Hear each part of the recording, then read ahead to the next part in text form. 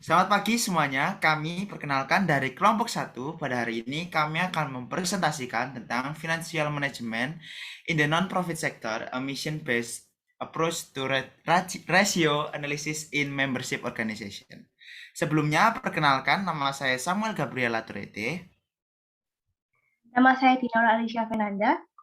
Nama saya Michelle Karina. Nama saya Joshua Arta, dan selanjutnya kita akan lanjut ke presentasi.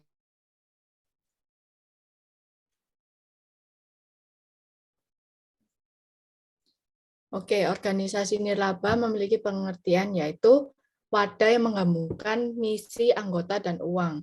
Misi organisasi nirlaba sendiri adalah alasan keberadaan organisasi ini. Nah, analisis rasio adalah membantu mengidentifikasi kekuatan dan kelemahan organisasi dengan mendeteksi anomali keuangan.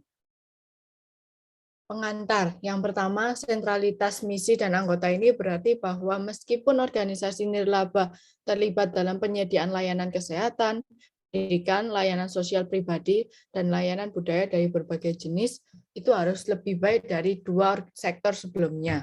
Kunci dari pengawasan ini seringkali terkait dengan budaya organisasi dan fakta bahwa itu tidak berorientasi pada keuntungan. Yang ketiga, munculnya akuntansi di berbagai waktu dalam sejarah. Banyak organisasi nirlaba tampak konsisten dengan masa krisis menurut Abraham 1999.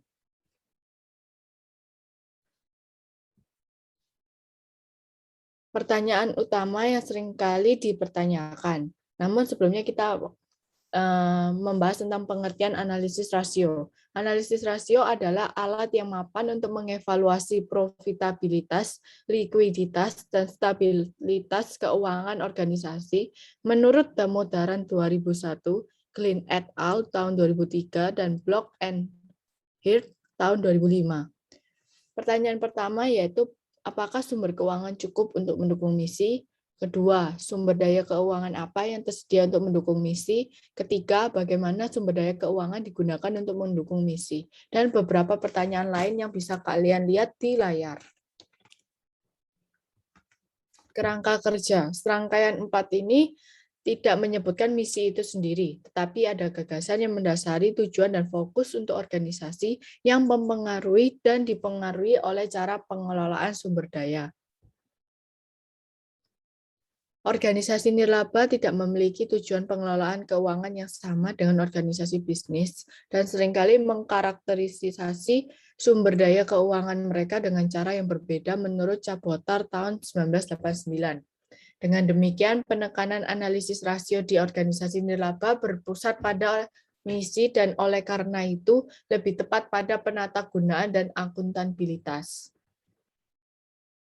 Analisis rasio menyediakan sarana yang efisien di mana data keuangan dapat direduksi, menawarkan metode di mana membuat keputusan dapat mengidentifikasi hubungan penting, menghasilkan saluran di mana perakiraan dapat dibuat tentang kemampuan organisasi untuk membayar utangnya ketika jatuh tempo. Berikutnya yaitu tabel yang pertama, yaitu peran rasio keuangan dalam analisis keuangan. Berikut adalah tabelnya. Next.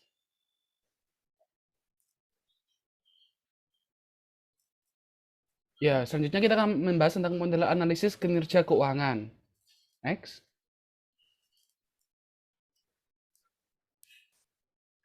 Nah, untuk mengukur kinerja keuangan dalam organisasi nirlaba, penting untuk memulai dengan pertimbangan untuk menentukan misi organisasi. Nah, berbagai pertimbangan tersebut itu dijawab dengan menggunakan rasio keuangan dan operasional. Rasio ini telah dikembangkan agar dapat diterapkan untuk perguruan tinggi yang mandiri seperti lembaga pendidikan. Perhatian telah diambil untuk memastikan bahwa tidak semua rasio murni terkait dengan uang, tetapi juga kepada anggotanya. Terdapat 4 pertanyaan yang menyatukan misi, anggota, dan uang.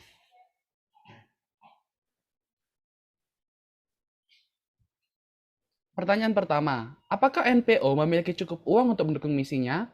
Pertanyaan ini terutama berkaitan dengan kecukupan dan fleksibilitas sumber daya keuangan, dan dengan demikian berkaitan dengan angka-angka di neraca dan laporan laba rugi. Karena neraca adalah hasil rekap dari sebuah organisasi pada titik waktu tertentu, seseorang dapat menilai tidak hanya apakah sebuah organisasi adalah lancar pada tanggal itu, Tetapi sejauh mana sumber dayanya telah berubah sejak rekap terakhir, berdasarkan neraca yang tahun lalu. Laporan laba rugi menunjukkan hasil operasi untuk suatu periode waktu dan apakah ini menghasilkan surplus atau defisit, menunjukkan apakah organisasi telah hidup sesuai dengan kemampuannya atau tidak. 4 rasio utama yang dapat digunakan untuk memberikan indikasi apakah sumber daya organisasi berbasis anggota yang cukup untuk mendukung misinya dirangkum dalam tabel yang kedua. Next. Tabel yang kedua yaitu rasio yang menunjukkan apakah sumber daya keuangan cukup untuk mendukung misi. Berikut adalah tabel yang kedua. Next.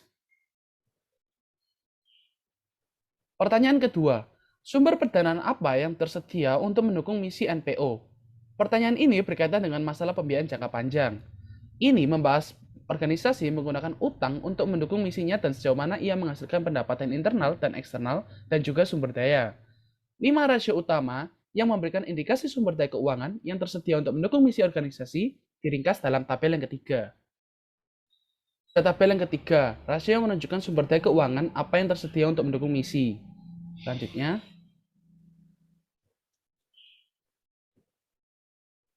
pertanyaan ketiga, bagaimana misi NPO didukung oleh sumber daya keuangan yang tersedia? Pertanyaan ini berfokus pada pertanyaan ekonomi sentral tentang alokasi sumber daya yang langka. Dalam mempertimbangkan misinya, organisasi perlu mengidentifikasi kegiatan inti dan kegiatan pendukungnya, dan untuk menentukan bagaimana sumber daya digunakan atau didistribusikan di antara area-area ini. Ada 2 rasio utama yang memberikan indikasi tentang bagaimana sumber daya keuangan organisasi tersebut digunakan untuk mendukung misinya. Ini diringkas dalam tabel yang keempat. Next. Tabel yang keempat yaitu rasio yang menunjukkan bagaimana sumber daya keuangan digunakan untuk mendukung misi. Berikut adalah tabel yang keempat.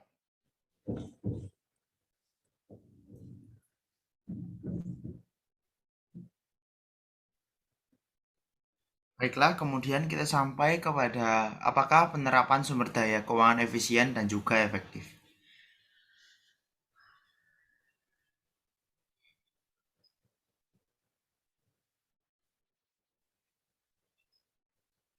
Nah, jadi organisasi juga dapat mengukur efektivitas dan juga efisiensi dalam penggunaan sumber dayanya. Jika mengumpulkan data yang memungkinkan pengukuran yang lebih jelas dari tujuan strategis retensi. Nah, ada 5 tujuan strategis. Yang pertama yaitu kualitas, kepuasan pelanggan, retensi, kecepatan, dan juga produktivitas yang diidentifikasi oleh Turk et al. Sementara relevan dengan organisasi pendidikan nirlaba, tidak semuanya mudah dioperasionalkan ke NPO.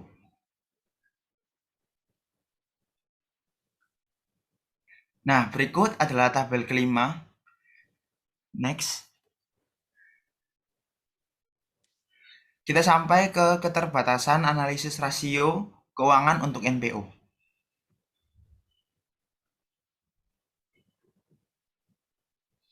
Nah, mengingat keterbatasan ini, penting bahwa interpretasi rasio keuangan disesuaikan dengan pertimbangan kualitas data yang mendasarinya, efek fleksibilitas dalam akuntansi, dan juga keterbatasan akuntansi biaya historis. Selanjutnya ada catatan penting. Next. Model kinerja keuangan itu membantu mengidentifikasi kekuatan dan kelemahan organisasi dengan mendeteksi anomali keuangan dan memusatkan perhatian pada isu-isu penting organisasi. Yang kedua, penerapan model kinerja keuangan ini pada NPO individu dapat mengidentifikasi sejumlah masalah yang perlu dipahami dan diselesaikan. Untuk melanjutkan sebagai organisasi yang layak di masa depan, NPO mungkin harus menghadapi beberapa masalah sulit yang mungkin akan membuat mereka keluar dari zona nyaman mereka. Sekian presentasi dari kelompok kami dan terima kasih.